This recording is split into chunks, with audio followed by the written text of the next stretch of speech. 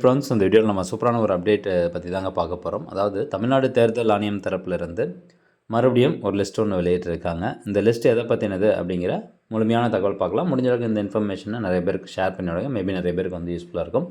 எது சம்மந்தமாக அப்படின்னு கேட்டிங்கன்னா, இப்போ ஒரு சட்டமன்ற தொகுதி அப்படின்னு எடுத்துக்கிட்டோம்னா அது கீழே நிறைய வாக்குச்சாவடி மையங்கள் வந்து இருக்கும். அந்த ஒவ்வொரு வாக்குச்சாவடி மையமும் எந்தெந்த பகுதியெலாம் கவர் பண்ணுது, எந்தெந்த பகுதியில் இருக்கக்கூடிய மக்கள்லாம் அந்த ஒரு வாக்குச்சாவடி மையத்தில் போய் ஓட்டு போடணும் அப்படிங்கிற அந்த பகுதி வாரியான விவரங்கள் வந்து கொடுத்துருக்குறாங்க. இப்போ நீங்கள் அந்த லிஸ்ட்டை பார்த்தீங்கன்னா உங்களுக்கே புரியும்.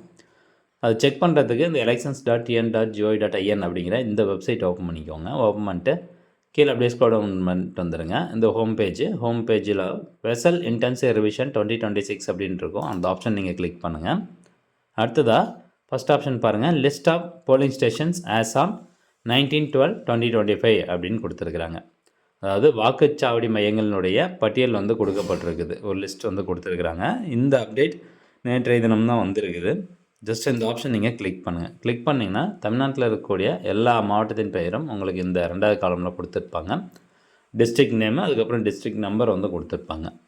இப்போ ஒரு மாவட்டம் அப்படின்னு எடுத்துக்கிட்டோம்னா அந்த மாவட்டத்தில் நிறையா சட்டமன்ற தொகுதி இருக்கும். அந்த சட்டமன்ற தொகுதி தான் உங்களுக்கு ரைட் சைடில் வந்து கொடுத்துருப்பாங்க. அதாவது மாவட்டத்தினுடைய பெயருக்கு அடுத்த காலமில் சட்டமன்ற தொகுதி இருக்கும். அப்புறம் இதுக்கப்புறம் இந்த பக்கம் பாருங்கள், தமிழ் அண்ட் இங்கிலீஷ் அப்படின்னு 2 ஆப்ஷன் இருக்கும். இப்போ உங்களுடைய சட்டமன்ற தொகுதி எதுவோ அந்த சட்டமன்ற தொகுதிக்கு நேராக இருக்கக்கூடிய டாக்குமெண்ட்டை நீங்கள் பார்க்கணும். அதாவது வாக்குச்சாவடி மையத்தினுடைய விவரங்கள் பார்க்கணும் அப்படின்னா இந்த தமிழில் பார்க்கணும் அப்படின்னா தமிழ், இங்கிலீஷில் பார்க்கணுன்னா இங்கிலீஷ் அப்படிங்கிறத கிளிக் பண்ணுங்கள்.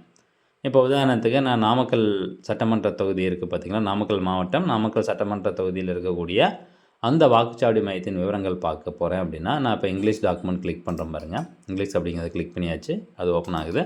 அதே மாதிரி தமிழ் வேணுன்னா தமிழ் அப்படிங்கிறத கிளிக் பண்ணுங்கள், உங்களுக்கு தமிழில் ஓப்பன் ஆகும். இதில் எந்த மாதிரி விவரங்கள் வந்து கொடுக்கப்பட்டிருக்கும் அப்படின்னா ஃபஸ்ட்டு சீரியல் நம்பரு, அதுக்கப்புறம் வாக்குச்சாவடி எண் அப்படிங்கிறது பார்ட் நம்பர் அப்படின்னு சொல்லுவோம் இல்லையா, அதாவது வாக்குச்சாவடி மையத்தினுடைய நம்பரு, வாக்குச்சாவடி அமைவிடம் மற்றும் வாக்குச்சாவடி அமைந்துள்ள கட்டிடத்தின் பெயர் வந்து கொடுத்துருப்பாங்க.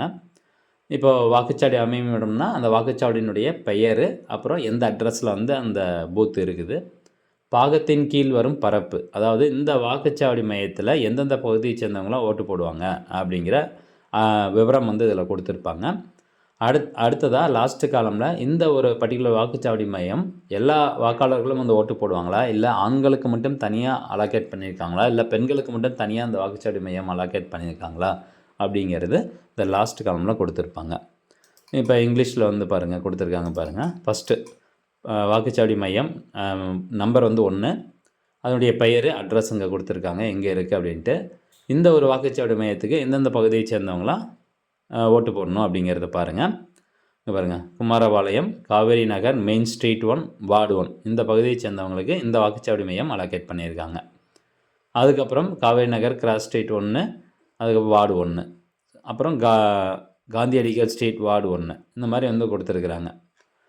999 அப்படிங்கிறது வந்து ஓவர்சீஸ் செலக்டர்ஸ், எல்லா வாக்குச்சாவடி மையத்துலேயும் ஓவர்சீஸ் செலக்டர்ஸ் வந்து இருப்பாங்க.